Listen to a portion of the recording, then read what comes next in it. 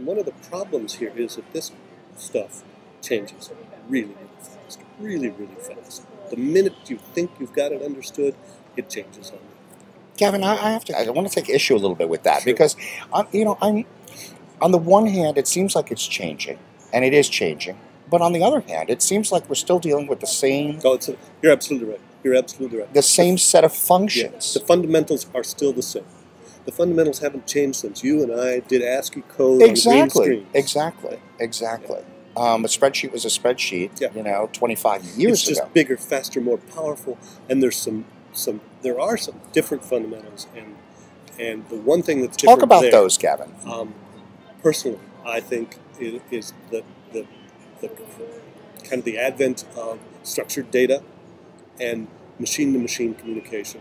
Now, that sounds really kind of esoteric. Yeah, quite geeky, actually. Yeah, it does, and I struggle for a way to make it sound real. What it is that machines now are exchanging information between themselves, and we've seen this in what are known as mashups. Okay, All right. This is this Web 2.0 stuff that we're...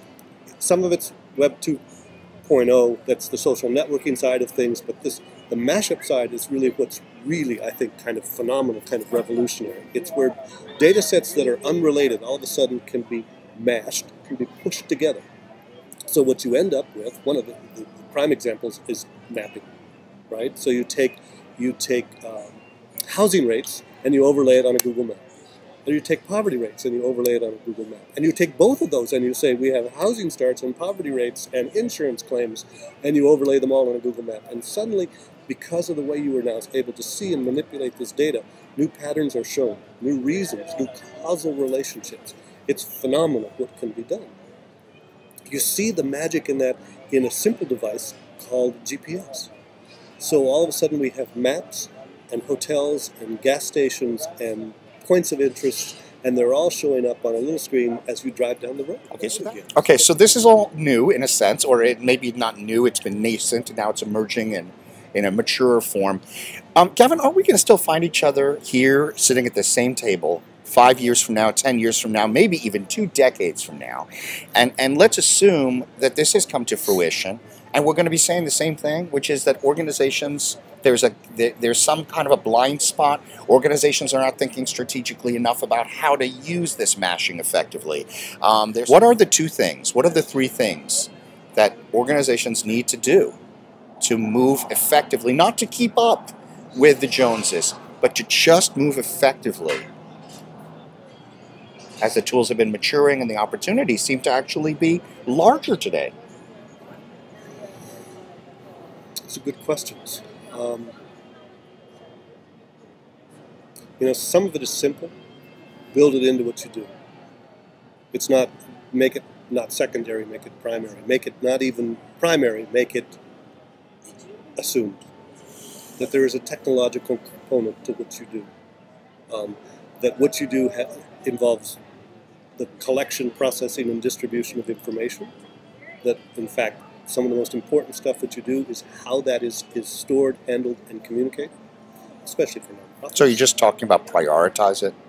You bring it to the forefront, yeah, and make it real within the organization. There's a lot of lip service. What does real mean? Make it real. Just what does that look like? You've got a mid-sized nonprofit, 25 staff, 1 site in Indianapolis. What does make it real look like if I walk into those doors?